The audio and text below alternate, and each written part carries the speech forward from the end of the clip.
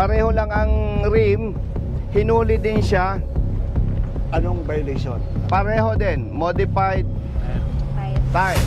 Ang pinagbabawal ARD, magpalit ka ng rim. Pero kung yung rim ng gulong hindi mo palitan, baguhin mo ito, kumapal, lumapad o ano pa man yan, walang paglabag sa batas. Sabi sa Section 5, the modifications involving safety and environment shall not be allowed, such as the following. Cell, chassis, extended chassis, overtime, Change of rim. Pahingin 5,000. Hindi, no. Hindi, bibigyan ko siya ng pangmulta.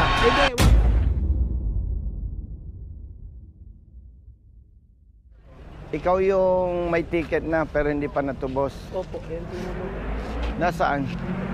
Alin daw ang hindi pwede dyan? Ito daw po. Papalitan daw dapat po 80-80. Yung kanyang rim, base sa specs ng ganitong motorsiklo, Suzuki Raider, okay yung size niya. Yes, boss. Ang sinasabi ng humuli, dapat palitan yung goma. Ang sabi ay Papalitan daw po ng 80-80 po. 80-80. Sa mga riders, makinig kayo ha. Nandito tayo para yung mali ay maitama at wag nang maulit pa. Okay? Yung ibang kausap ko kahapon, uunahin ko lang itong estudyante dahil ito ay scholar. Matataas ang grades, baka bumagsak ka, ano brother? Di ganoon naman talaga. Tama naman po yun. Sige, let's go. Dala niya rin yung motor niya ngayon. Asan ang motor mo? Diyan po, sir. Sige. Oh, tinagbayran. Kung gi-share na mo, nagitagtag na mo siya. Yung iba, mamaya ko kausapin ha. Last 9. Yung rim, hindi mo binago, no? Exam po namin. Yung goma ang gusto nilang babaguhin mo. Ito po, sir. Sabi nilang bawal po. Tama. Oo. Kapareho nung kay brother, nung estudyante. Ang kino-question sa'yo yung goma. Goma po. Kasi, nabanggit ko na kanina eh. Yung rim, bawal kang magpalit. Kung 17, 17. Pag ginawa mo 16 or 18, may paglabag ka. Pero kung 17 ang rim, yung gulong mo, pinalitan mo. Yung goma, wala kang paglabag, sabi ng department order. Kaya itatanong natin sa hepe ng LTO dito, ano ang basihan nila para pagmultahin ang mga riders dito sa South Cotabato. Okay? So, punta tayo doon kay Chief. Riders lang, sir, or kahit na... Kahit anong sasakyan, Halimbawa, sir, yung ginawang classic na mga ganun, maraming ganyan. kahit anong sasakyan, may kotse ka. Ang specs ng iyong kotse ay 14. Dapat masunod. Pwedeng 14. Pero merong goma na bahagyang manipis, tapos malapad, walang paglabag doon. Ang pinag-uusapan lang yung rim. Okay? Rim lamang, rim. Karanasan nito, sir, kung ang rim hindi namin pinalitan, yung guma, yung parang hindi siya mabigat na 250, huli. Walang problema doon. Ang pinag-uusapan lang, rim. Sabi ng department order. Kaya itatanong natin sa district officer ng LTO, anong basihan para hulihin at pagmultahin ang mga riders. Kinahanglan 300 yun. Oo, okay? Oo. Let's go. Brother, saan? Good morning. Sir, picture muna, sir. Brother. Follower ako, sir, follower. Thank you, sir. Yung ibang may problema, unahin ko lang itong sa kapatid natin, ha? Unahin lang natin to.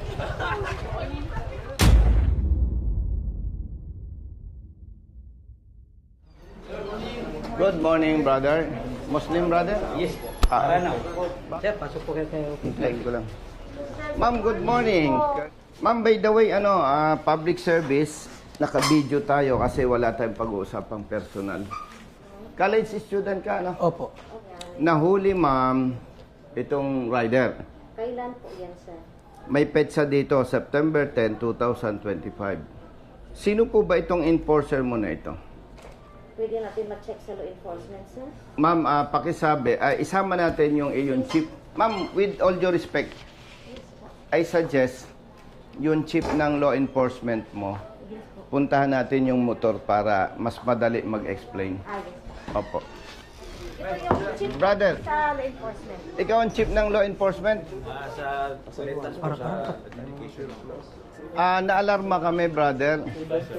Ang daming complaint sa LTO Jensen. Wednesday. Nandyan yung motorsiklo ng mga riders na nahuli ng enforcer ninyo. Nakakaawa, yung isa dyan, estudyante. Yan, sino enforcer? Idol Jill TV. Tapos gikuan niya, Kalayo pa. nag-reaction nito. Megaball? Megaball. Chief, punta natin yung motor para actual ko ma-explain. Dalahin natin to. Tama-tama. Good morning, kuya. Huwag mong binubula, agang-aga, kuya. Mas gwapo ka, alam ko. Nung bata ka pa, may bubulong ako sa'yo. Babaero. Tawa siya. Oh, grabe ka naman. Hello, sir. Good morning. Kuya, good morning. Sir Lutumbo, sir. Ay, okay. Salamat po. Ingat, kuya. Okay, sir.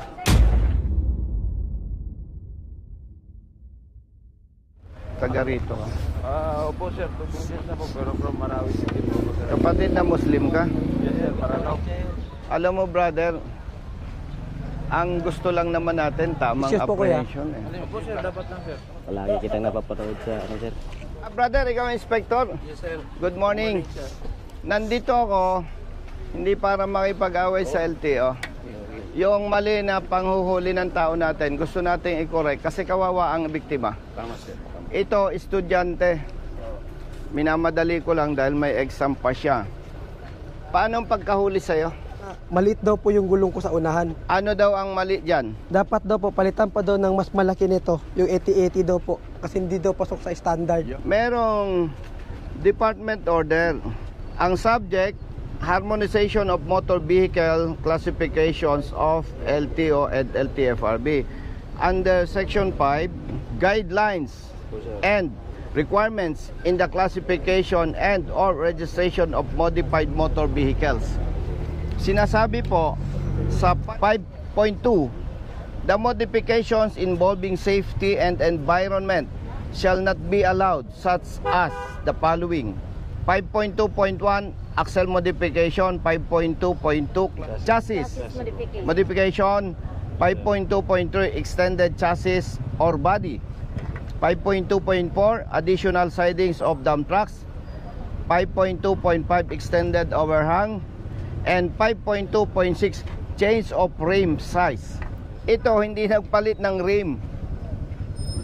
Ibig sabihin, hindi pinagbabawal ng batas. Ang pinagbabawal ng batas, pag nagpalit ka ng rim, nagpalit ka ng goma, pit sa rim, walang violation. Sir, dyan po yung Assistant Regional Director natin, sir.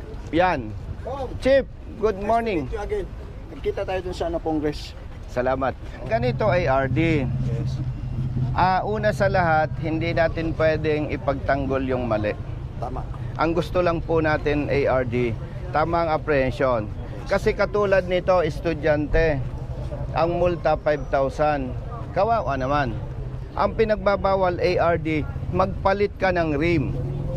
Pero kung yung rim ng gulong hindi mo palitan, baguhin mo ito, kumapal, lumapad o ano pa man yan, walang paglabag sa batas.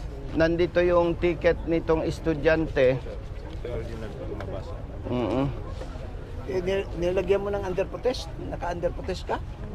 Pag kayo hindi kontento sa paghuli ng ating mga law enforcers o sa traffic enforcers, lagyan nyo dito under protest. Kasi karapatan nyo yan. ARD, Yeah. hindi natin pwede ARD na asahan na lahat ng mga motorista marunong. Dapat ang unang marunong po, enforcer natin. Meron dito ARD, kapareho ng sitwasyon, ang motor niya, yan oh. Pareho lang ang rim, hinuli din siya, Anong violation? pareho din, modified tire. Ang multa 5,000. Yes. Pero hindi ko alam ARD, sino sa office ninyo ang nag-advise na maggawa ng affidavit of mechanic. pag binasa po natin yung affidavit niya, walang ipinag-usapan na ginajustify yung sinasabing violation. Ang sinasabi dito, hindi niya kayang bayaran yung 5,000. Ibig sabihin, kung punto por punto, hindi ito valid ang justification. Tama po sir. Tama po? Yes sir. Pinagbayad siya ARD ng 2,000 lang without valid justification. Ang hinahabol namin dito on behalf of the rider, kung tama ang huli, huwag nating bigyan ng consideration. The problem is, mali ang huli, pinagmulta pa ng 2,000. Yan ang ebidensya. Sabi niyo makapagsalita sir? Yes. Sige. Ito po kasi sir is hindi po ito dito huli na under dito na office. Sa extension office po ito sa Tumblr. Tsaka ito po kasi kaya po nagtaka kasi hindi po ako nag-require na affidavit. Sige. of mechanic. May tanong ako sa iyo, brother, saan ka nagmulta? Extension Tumblr po. Hindi dito. Hindi po dito. Considering na technically under ninyo, showing the proof na may mali sa apprehension, andito kasi eh. Kapareho nito eh. Makakapag-decide ba tayo IRD about this concern? O doon na lang kami pupunta? Doon pa rin. O sige. Hindi na jurisdiction. O sige. Brother, pupunta tayo doon sa kabilang office. Ito lang estudyante ang ayusin natin. Modified tire sir ang pinilagay na violation. Modified tire. Si Megabon po. And ARD, Daan na Yes sir. Mas bigam yun. Napalitan na siguro sir pero ang stand kasi ni sir is dapat ang violation is if ang rim ang pinalitan. yes. Kasi kambihan na mo, wala pa. Ang tire po? Oo. Opo, kasi mahigit 1 taon na sa akin yung motor, sir. Hindi, pagkaanda ko pa. Hindi po. Ano sa mga ganda ko pa? Itong 10. Pizza Jess. Hindi, murag daan lagi ni. Dili kay bago mo bago kong ilis Baka gusto ninyong Tagalogin. Mga ganun yan. Tagalog po sir. ARD, baka gusto mong Tagalogin. Hindi, I mean po, ganito po yun. Hindi nyo pinalitan. o Hindi pa pinalitan? po. Kasi yung Tama na lagi, pagpapalit ko po ng tire ngayon, 3 araw before, dun po ako nahuli. Kaya nga, so, Dahil matagal ako sa PNP, alam ko agad yung nagsisinungaling at hindi. Ngayon, ipagpalagay natin, baka nagsisinungaling siya. yes. Nasaan ang iyong enforcer? Nasa regional At yung office enforcer po. ninyo, dapat papanigan natin, provided may maipakita siyang picture. Ganito kasi sa protocol natin, if you will, kumbaga, Pag under protest, protest. you have to make a position paper that you are correct, citing all your, kumbaga, yung ebidensya mo na ikaw'y tama. The burden of proof lies on you. No, Pakita no, ka na, excuse ano. me, ARD. Yeah. Kasi ang nag-aakusa dyan, enforcer mo. Hindi, ngayon, nandito na tapos na yung ano. Ito, tama. Tama ito. Ngayon, Yun nga po. Pwede, Tapos pwede. balik ka dito, yung ating officer, yung naghuli sa iyo, si Megabon, nandoon. Baka may picture rin siya. Na Tama po, ipinalitan tama po. mo yung gulong mo. Pahingin 5,000. Ang flight ko ngayon, afternoon. Hindi, wag Hindi, mo hindi, muna. hindi, no, Wag no, mo no. muna, Kong. Hindi, bibigyan ko siya ng pangmulta. Hindi, wag na. Ibigay mo lang sa kanya, babayaran mo na, ibigay Siya mo na na para pang magmulta. tuition. Ako nang bahala sa multa. Bigyan mo na lang siya na, pang tuition. O, waka mo. By the way, naintindihan ko si ARD. Ako nang bahala. Ha? Kung lalabas na siya ay magiinig lang sa akin, bias naman. Yes. Oo. Ito lang pakiusap ko, ARD. Once na walang may pakitang picture ang enforcer mo, showing na ang rim ay napalitan. Hindi ang With, yung hindi. May violation siya kung nagpalit ng rim, ARD. Tama. Kaya yun lang ang dapat may pakita ng enforcer mo. Yeah. There are interpretation under 4136. Ito nga, ang gulong kasi, kung as perceived, kasali ng rim. Babasahin ko na lang kay IRD. Yeah. Ano to, department order.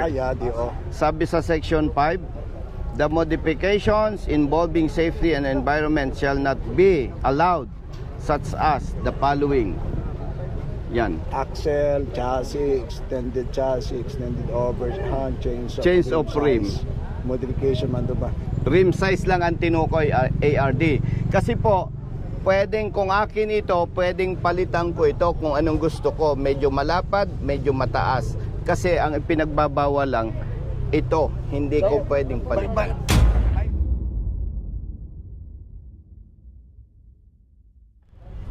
Violations indicated.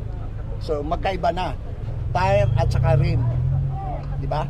Kita mo? Nakalagay modified tire. Modified tire lang po yung tinita sa akin. Kaya nga, hindi rim. Hindi po. Oh, so meaning kung babasahin natin itong MO order at saka versus sa itong nilagay, magkaiba. Opo. So that will be settled kasi on our part, siyempre, it is considered upon the legal orders. Yun ang sinusunod natin mga law enforcers. Pag merong kakulangan, so pwede natin masitil yan. After which, there should be an adjudication. There should be a notice and hearing. Ha? Ganon. So, ugma, bakante ka? After class ko po. Ugma. Alauna. Okay, I will also notify, inform si Migabon for that. Pero anyway, sagdi lang, ayaw mo kabalaka, the good, the kind Congressman Busita, anyway, nagbigay na ng ganon. Ako na bahala dito sa Parmasitel. Okay, may huling request ako sa iyo, ARD. Yes. Once na na-resolve ito Yeah. at nakita po ninyo na may mali, ulitin ko, kung nakita po ninyo may mali sa part ng enforcement personnel, ang request ko lang po, kasuhan natin Hindi para sa akin po, hindi, walang mali para sa akin. Because they are equipped with our law enforcers, pag nandoon na sa ground, they are considered acting in good faith and with legal orders. Balik na rin natin kung siya ngayon ang nagkamali. mananagot siya. Oo.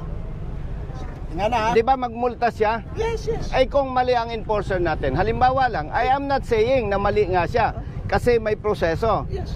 Kung mali ang enforcer natin, sorry na lang siya. Pero ito Ganun po ba? Ito na lang kung, okay, there is that RAAB, Regional Arbitration Adjudication Board, of which I am the chair. You file a complaint. Okay, ganito Pwede na po. lang. ARD, sa harapan mo, Yes. kinaklaro ko, pag mali si motorista, multa. Pag mali si enforcer, hindi pwedeng sorry. Kung maimbestigahan ninyo at mali ang huli sa Ganito na sa lang, I will rider, help you by this time, nagkausap na tayo. Kung sigurado kang tama ka, file a complaint. Pwede Kasi po.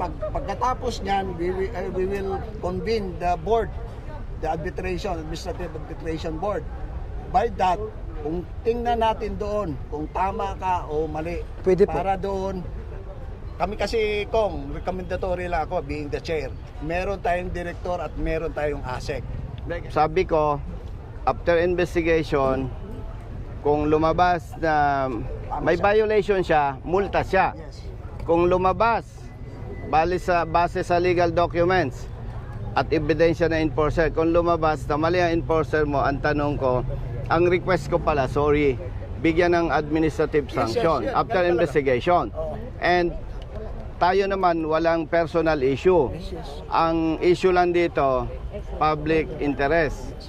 Kung hindi kami masatisfied at hindi ninyo mabigyan ng administrative sanction ang tao ninyo, with respect sa iyo, dahil magkaharap tayo, magpapile kami ng kaso dito sa inyong enforcer. Yeah. Ang gusto lang natin, maitama yung mali. Dahil for your information, kung hindi po ninyo alam, naalarma kami sa Kamaynilaan dahil ang daming complaints sa General Santos City LTO na magkakapareho.